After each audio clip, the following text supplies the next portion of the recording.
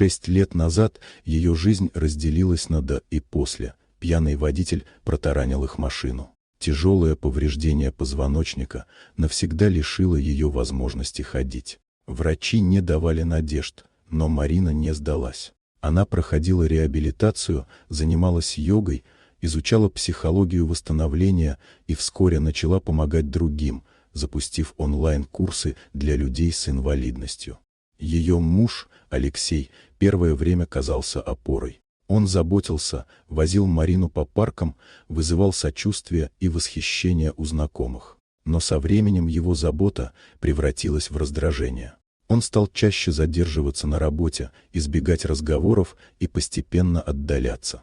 Марина чувствовала холод, но не устраивала сцен. Она верила, что кризис пройдет. Все изменилось в один вечер, когда, проезжая мимо кабинета в коляске, она услышала фразу из телефонного разговора.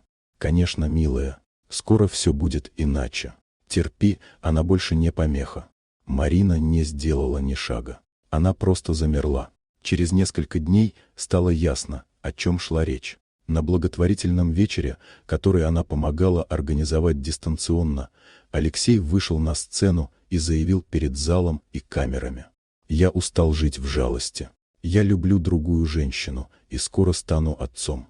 Марина смотрела трансляцию дома, не веря глазам. Ее предали не только как жену, ее унизили публично. После этого она исчезла из поля зрения. Все думали, что она не выдержала.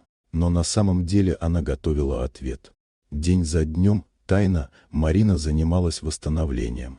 С болью, с падениями, но вставала снова. Она научилась стоять.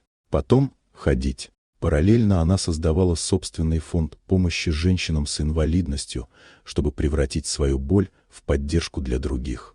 Через 1,5 месяца вся страна смотрела ток-шоу «Выбор сердца». Алексей и его новая возлюбленная Алина пришли рассказать о честной любви. Внезапно ведущая объявила: «Сегодня с нами в студии Марина, бывшая жена Алексея». Зал притих, и вдруг двери открылись, и Марина вошла. Без коляски. Медленно, но уверенно. Люди поднялись со своих мест. Алексей побледнел. «Ты ходишь?» – прошептал он. «Да», – ответила она спокойно. «Я иду дальше. Без тебя, но благодаря себе». Повернувшись к зрителям, Марина добавила: «Я открыла фонд для женщин, которые пережили предательство и боль. Мы будем помогать им встать на ноги, физически и морально. Потому что настоящая слабость – это не инвалидность. Настоящая слабость – это предательство». Зал взорвался аплодисментами. А Алексей просто сидел, не в силах поднять глаза.